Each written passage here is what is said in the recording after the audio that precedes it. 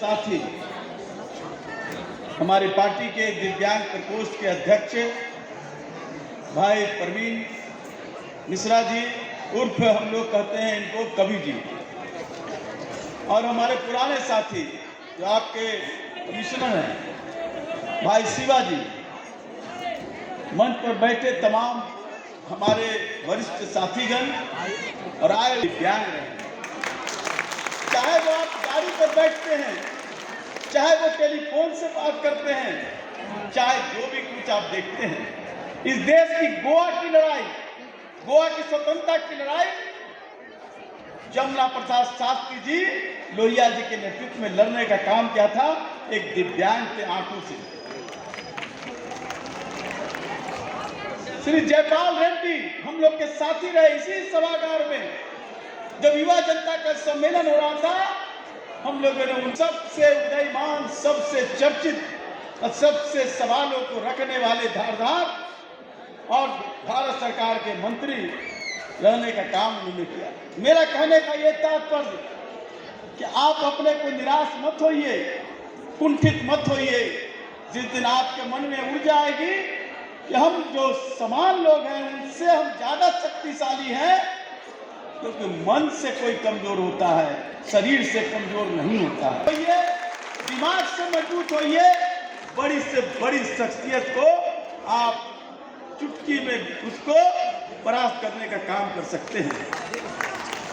साथियों, सरकार की नीति रहती है, सरकार की जिम्मेदारी है कि आपके साथ अन्य लोगों के साथ साथ आपको विशेष सहायता देकर करके आगे करने का काम करे, आपको समाज के मुख्य धारा में लाने का काम करे। सरकार कर भी रही है, लेकिन मैं जानता हूं कि बहुत सारे ऐसे सवाल हैं, बहुत सारे ऐसे आवश्यकताएं हैं जिसे सरकार को निश्चित रूप से इसको करना चाहिए।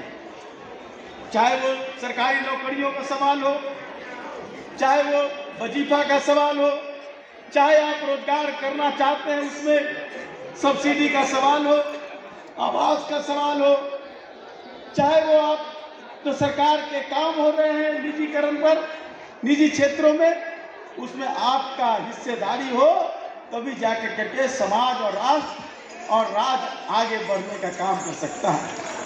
क्योंकि समाज में अगर एक व्यक्ति भी अगर पीछे छूट गया तो वो राज्य उन्नति के शिखर पर नहीं जा सकता है। उन्नति के शिखर पर जब जाएगा, चाहे वो कमजोर हो, चाहे वो मजबूत हो, चाहे वो बलशाली हो, चाहे वो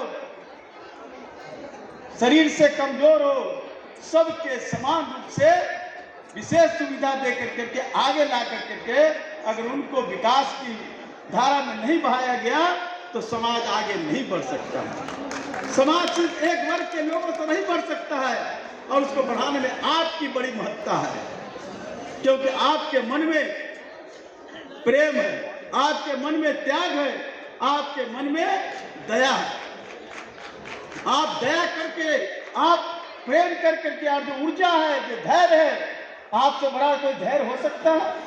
कितनी कठिनाइयों को, कितने कष्टों को, कितनी परेशानियों को आप सहते हुए भी समाज के उस कदम पर आगे बढ़ने का पूरा प्रयास करते हैं, सफल भी प्राप्त करते हैं। हम जानते हैं शिवाजी भाई के साथ कई लोगों से हमारी मुलाकात होती है।